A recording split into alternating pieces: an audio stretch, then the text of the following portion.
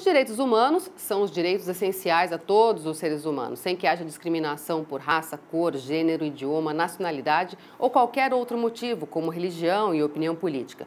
Eles podem ser civis ou políticos, como o direito à vida, a igualdade perante a lei e a liberdade de expressão.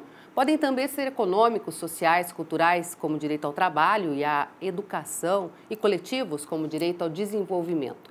Ontem foram comemorados os 70 anos da assinatura da Declaração Universal dos Direitos Humanos. Foi em Paris, em 10 de dezembro de 1948.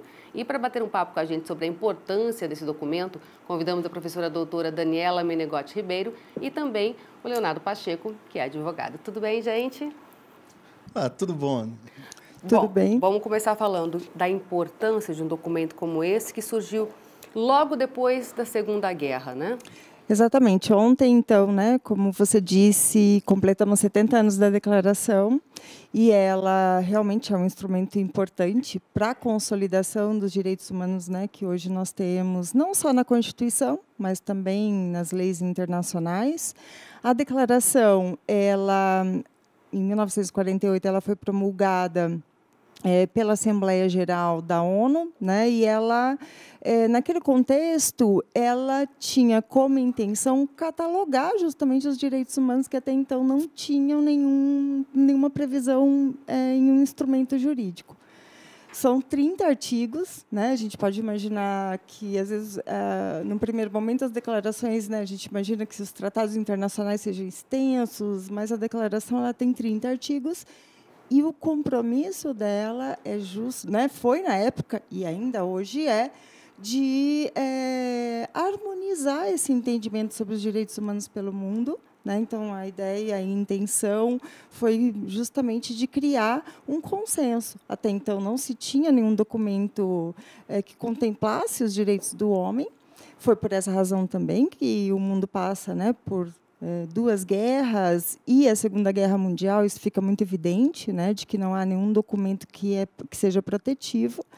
Mas o importante também é trazer esse documento para a nossa realidade, para o mundo atual. Apesar de já estar completando 70 anos, é um documento bastante contemporâneo, né? São vários direitos que estão ali, né, colocados nesses 30 artigos que nós exercemos dia a dia. Né? E o importante também, né, a data comemorativa é importante para que a gente possa resgatar, né, a importância da declaração, mas também fazer com que as pessoas se reconheçam nesses direitos, né, porque a grande maioria acaba dizendo não, mas direitos humanos não são direitos de todos, na verdade são direitos de uma ou de outra categoria. E não, na verdade, os direitos humanos eles estão sempre, né, são atuais, são temas atuais, e a declaração, né, nesse momento, nesses 70 anos, nessa data comemorativa, é também fundamental para que a gente possa relembrar e se conectar com esses direitos, se reconhecer, se ver nesses direitos, né, sem qualquer tipo de desprezar um ou outro. Não, a gente pode realmente se enxergar e devemos fazer isso, né? Ler né, os 30 artigos, que são artigos curtos, bastante acessíveis, para que a gente possa também, né, a gente, como num exercício de cidadania também, né, fazer essa reflexão. Como é que se faz valer nesses artigos quem fiscaliza? Porque a gente sabe que existem situações extremas, né, como existiam prisões onde havia tortura, e outras coisas tantas que a gente vê por aí, essas guerras, né? Quem é que fiscaliza isso para fazer valer esses direitos? Olha, antes de falar quem fiscaliza, né, a primeira coisa que eu acho mais interessante é a gente perguntar quem que se beneficia dos direitos humanos, né? O que é preciso ter para se beneficiar dos direitos humanos? E a resposta é a mais simples que tem, basta ser humano.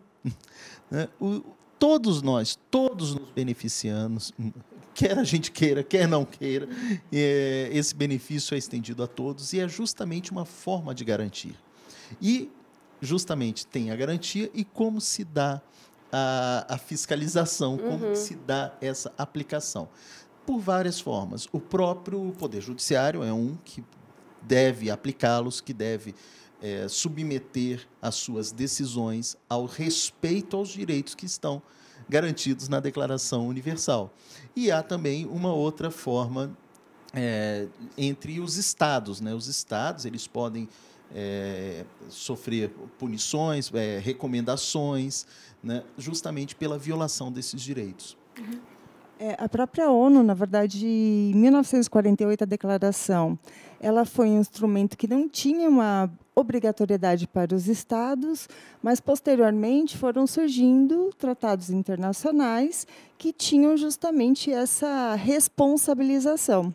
Então, em 1966, surgiram 2 tratados que são extremamente importantes, que são 2 pactos que trazem uma responsabilização caso os estados, e no caso o Brasil, né, também faz parte desses tratados, venham a descumprir. E a ONU nesse contexto global, a ONU é o órgão responsável por toda essa fiscalização. E ela pode fazer intervenções, por exemplo, em casos mais complicados, por exemplo? Na verdade, nesses casos de violação, porque a Carta, a Declaração Universal, ela trata de direitos civis, políticos, econômicos, sociais e culturais. E como o professor Leonardo, ele comentou, na verdade, ela faz recomendações e, sim, na verdade, é quase que puxão de orelha. Né? E eu sempre digo para os alunos, e para os mestrandos, que a cobrança do outro Estado para com aquele que está violando é bem mais coercitiva do que a própria cobrança da ONU. Né? Os estados eles acabam se policiando, e exigindo um monitoramento, e fazem esse monitoramento. É o caso, por exemplo, que nós temos da Venezuela. Né? Nós temos ali, os próprios estados acabam boicotando economicamente, algumas questões de comércio com outros países, caso o cumprimento não seja feito. Então, existe quase que uma cobrança mútua dos países e também não há a possibilidade de intervenção, mas há a possibilidade de uma recomendação e uma orientação por parte da ONU, sim. É um debate bem interessante, porque a gente verifica, nesses tempos de redes sociais, principalmente, a banalização da opinião, especialmente da opinião um pouco mais destrutiva, mas os direitos humanos eles têm uma força, a própria Declaração Universal de Direitos Humanos possui uma força muito grande. O estudante de direito, quando está no início, ele estuda a pirâmide de Kelsen, que Kelsen foi um autor que falou do escalonamento das normas, que ele fala que a Constituição tem que estar acima de todas as outras normas, de lei, de decreto, de portaria, de convenção de condomínio, tudo isso a Constituição é soberana. Porém, os direitos humanos, uma emenda constitucional, quando versa sobre direitos humanos, ela atinge até mesmo um caráter acima da Constituição. É a Constituição quem tem que se adequar ao respeito aos direitos humanos, e não a declaração que teria que se adequar ou se curvar a uma Constituição de um país. Então, para se ver a importância. E como o Leonardo falou, a importância também dessa atualização, essa questão das mídias.